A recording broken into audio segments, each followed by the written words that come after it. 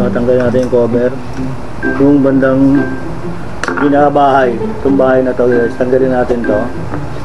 Ayan. So, ayan, hilahin natin. So guys, first time ko makapagbukas ng ganitong pan, no?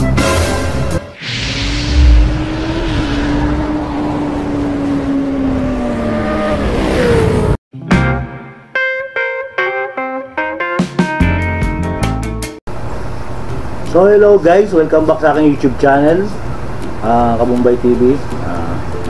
Hello po sa lahat.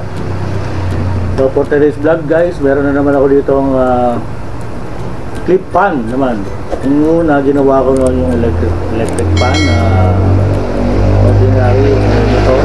Ito naman ay isang clip pan. Hindi na raw to guys gumagana. So susubukan ko paanda rin o subukan ko kung ayun itong electric pan na ito, no? Kaya guys, pakisamahan ako guys.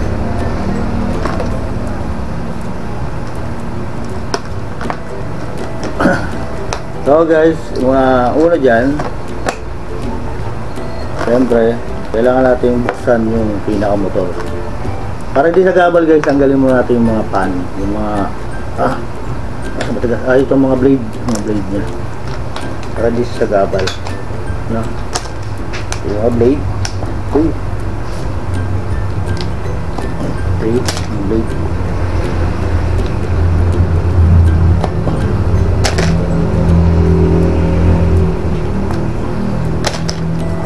So yung electric fan guys, sa paandar natin, ito medyo hindi ako sigurado dito kasi itong, alam ko dito sa ganitong device wala itong dinamo.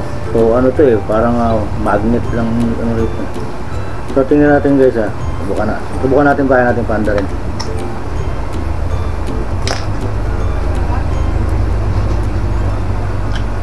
So guys, check natin yung wire niya kung walang putol. So buksan natin guys.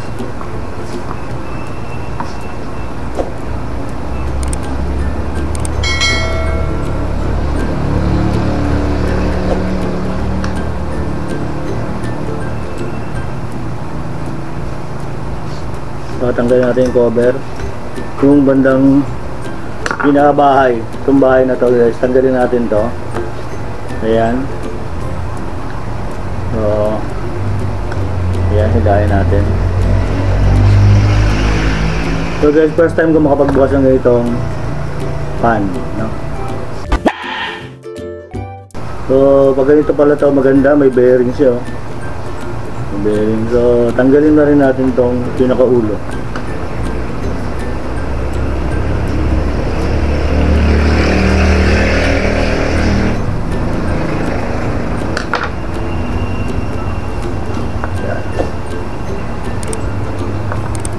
So guys, tanggal ko na yung pinakaulo at saka itong pinaka-bearing niya. Parang nakita ko na guys yung problema, no? Nakita ko na yung problema guys. May putol na wire, no? Siguro sa ano to, madalas kasi ganito guys, sa mga clip pan na ganito, ang madalas na sira nito, either pupulupot yung wire o napuputol yung spring rito. Yan. Kaya gaya nito guys, putol yung wire. So ayusin natin yung wire guys. Tingnan natin kung maandar pa siya, kasi short circuit, ibig sabihin maaaring nasira na yung pinakamotor, no? So ito try natin, buksan ko, then udurugtong ko ulit siya, tapos paandarin natin, okay? Meanwhile at the caustic. So guys, para makita natin o kaya maidugtong natin itong wire na to, kailangan buksan natin itong tatlong screw na ito, no? Para mahugot natin pinakaulo. Yun. So may problema tayo, hindi kakaya yung Phillips screw ko kasi maliit siya. So maghahanap muna ako ng gamit. Okay? Kukuha muna ako mas maliit dito sa katawan na ito kasi maliit yung butas guys, hindi kasya. Kukuha tayo ng mas maliit na screwdriver. Okay, wait lang. Many months later. So ngayon guys, nakakuha na akong Phillips na mas maliit. So pwede na natin buksan to. Buksan natin.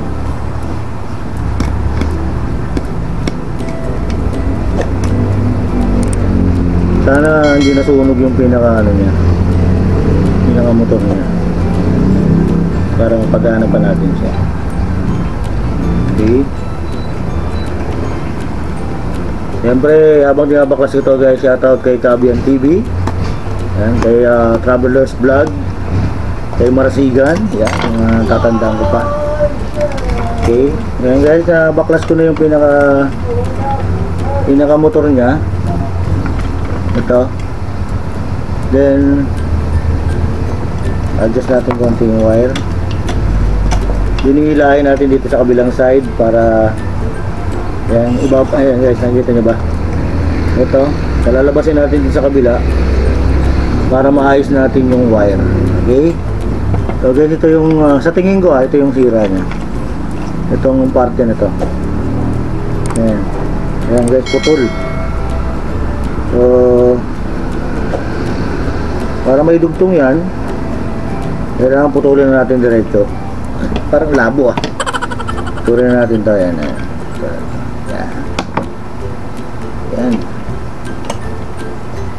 Okay, yan yung kabila. Palabasin natin yung wire nya para may dugtong natin.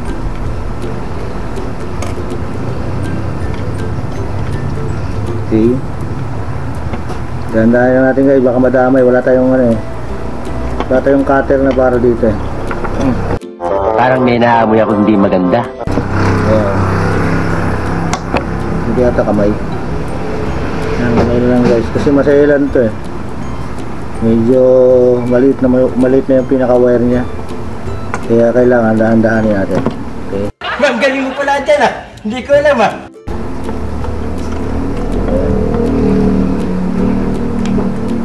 Ayan guys. Then balatan natin to. Okay.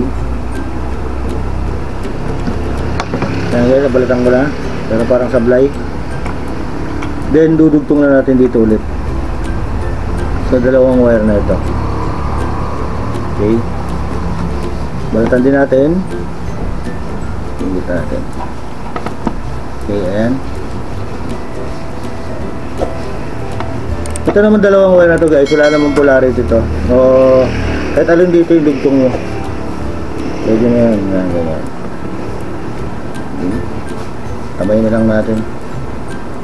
Teka, lagyan natin ng ano, ito yung ginagamit ko. Ito lang kung may ano pa ako rito. Ito yung aking bag. Ito yung bag. Meron. Okay, lagyan muna natin ito guys. Medyo malabo yung mata ko. Putulin natin sa dalawa.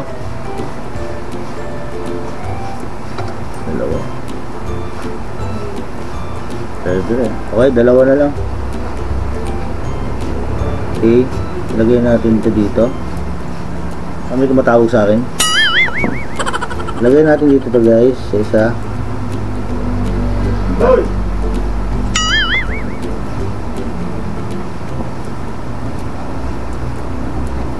Then hindi kasya, putulin natin. Kailangan natin putulin. So tuloy tayo guys. Lagay natin tong ayun kung tawag dito, nakalimutan ko. Mas ito yung takip sa wire. Takip sa wire to. Okay, hindi tayo. Lagay natin. Okay, hindi ko may lagay. Duduling ako guys. Duduling kasi maliit. Maliit siya masyado. Kaya maliit. Oo, lagyan natin.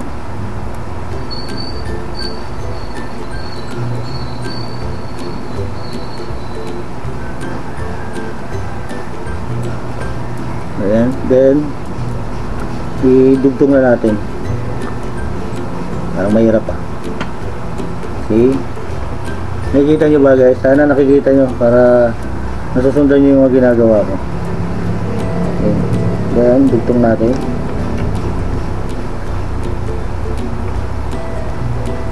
Ayan. Okay. Ayan, dugtong natin.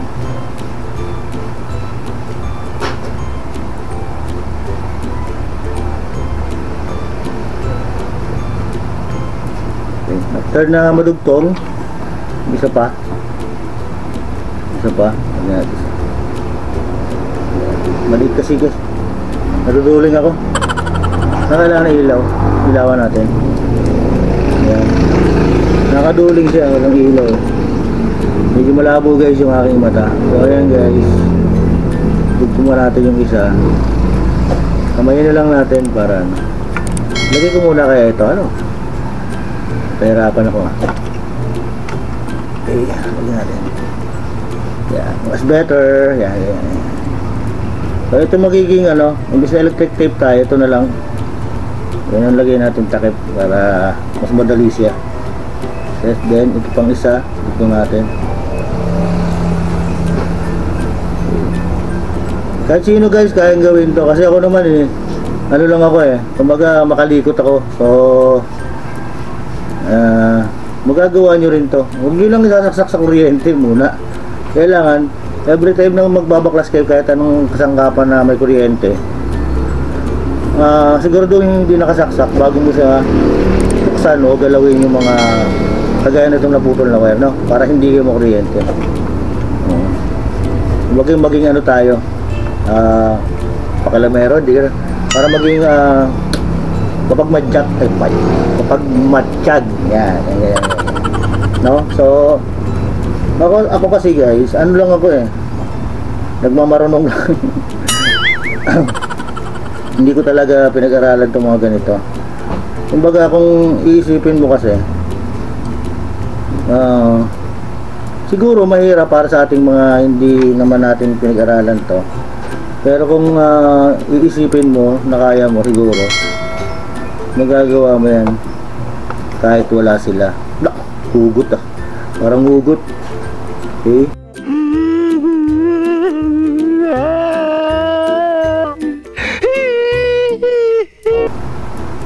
So ayan.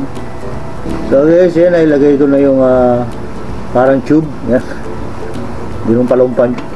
Bahala na ba sa tube yan. So initan natin guys para dumikit, no?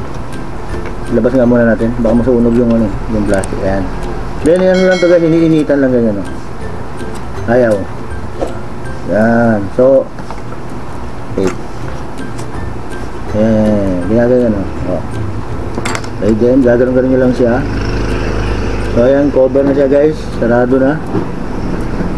So ibalik na natin sa dati. Then testingin natin kung aandar siya. Ngayon, pag hindi siya umandar guys, ibig sabihin may problema na to sa loob. Hindi na natin mare-repair. Okay. So ayan, balik na natin. Ayan. Okay. Dahan-dahan lang. At baka mahila kasi pag nahila ulit yan, mapuputol. So ito, balik natin ulit yung cover. Ayan, gamitin natin ang balik na Phillips screw. Okay. Ayan guys. Ayan, lagyan natin. Isa, dalawa, tatlo. Okay. Ang kagandahan kasi nito guys, pag nangalikot ka ng ganitong mga appliances, una mo lang naman titingnan dito yung wire kung may putol ba, gano'n. Kumbaga kung lost contact, no? Yun lang pinaka the best dyan. Kaya kailangan gumamit ka ng, magkaroon ka ng kahit na tester, halimbawa ganito. Magkano lang naman to? Para pag chinek mo yung mga wiring niya, siyempre malalaman mo kung may putol ba o wala, diba? So ayan, balik ko na. Okay. Ipit natin konti. Ayan. Then next natin yung kanyang parang bushing to. Pero ang ganda nito guys, maganda to kasi may siya, may bearing. Yung iba kasi wala, spring lang talaga siya. So ayan, balik natin sa dati. Ayan. Oop. Yeah. Okay. Then check natin, then ibalik na natin yung tornilyo niya. Meron din siyang screw. No? Dahan-dahan lang tayo.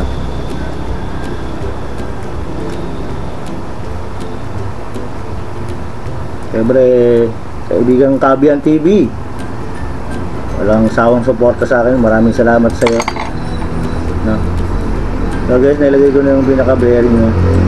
Madalas dito kasi guys, ang napuputol dito. Ito kung nakikita ito na cause din ito. May naka-roll yung spring sa loob yan. Madalas kasi pag umiikot tong fan na to, kagaya nito, ayan, masabit. Okay? Ano siya, napuputol. Then pag naputol yung spring na to, ito kasi pinaka-stopper niya. Pag ito naputol to, iikot yung spring ngayon sa loob. Sasama ngayon tong cord na to. Pag sumama tong cord na ito, doon na nagkakaroon ng putol ng wire. Kaya ito pinagtataka ko guys, ba't dito naputol sa loob? Eh, hindi natin masabi. Tingnan natin. Okay, so balik na natin to dito.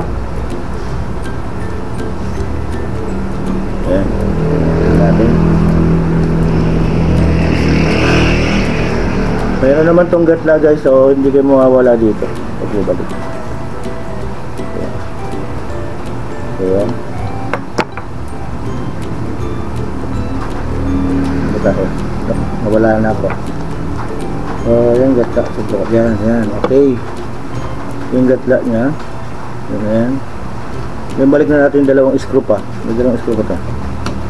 Okay.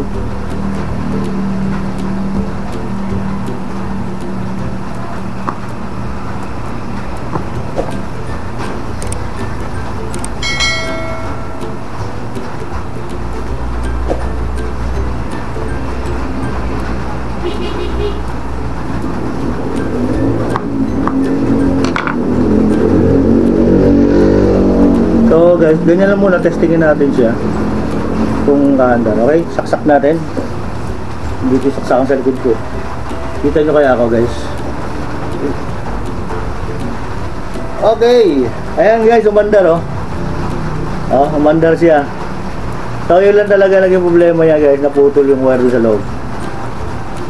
So ayan guys, success. Ikabit muna natin yung ano, yung pinaka blade para makita nyo yung actual number.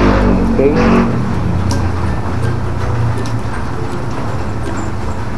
So guys, balik na natin yung mga blade. Yan, isa. Maganda itong electric pan na to guys. Hindi kagaya itong mga ibang clip pan. Kasi yung ibang clip pan, may clip pan kami rito. Ano siya? Walang bearing. So ito may bearing. Maganda to. Maganda itong clip pan na to. Okay. Itong clip panel ko guys, nakita ko lang dyan sa kapitbahay, binigay sa akin. Hindi na raw umaandar, so hiningi ko na lang. Kasi itatry kong ayusin. So ayan guys, ano na siya. Takot pa pala sa likod. Natin takot. Okay guys, a few moments later. so guys, meron ako rito ng spare na stand. Talagang nasira yung karugtong nito. So dito ko ikakabit itong clip pa na nagawa. Okay, dito natin siya. Ano ba? Pag ganon. Pag ganon. Yan, pag ganyan. Okay. Then lagyan natin yung screw. Okay. Then yung kabila. Okay. Kabilang side. Ayaw. So ayan, so ikutin natin guys.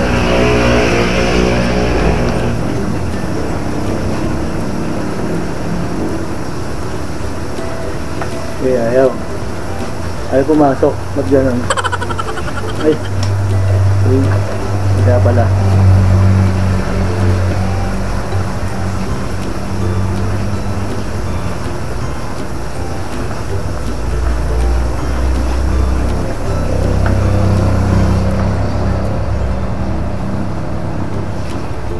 So ayan guys, magawa ko rin siya ng stand. Then testing natin ulit kung handa. Okay.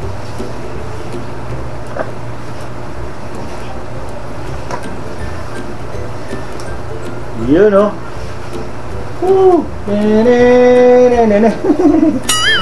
So guys, salamat sa pagsama sa aking vlog. Ayan, nakabuo na naman tayo ng isang clip pan. Nung nakaraan, yung electric pan, ito naman clip pa naman guys na buko. So salamat sa inyong lahat. Hanggang sa muli, sana may natutunan kayo. Kababay TV po. Bye-bye.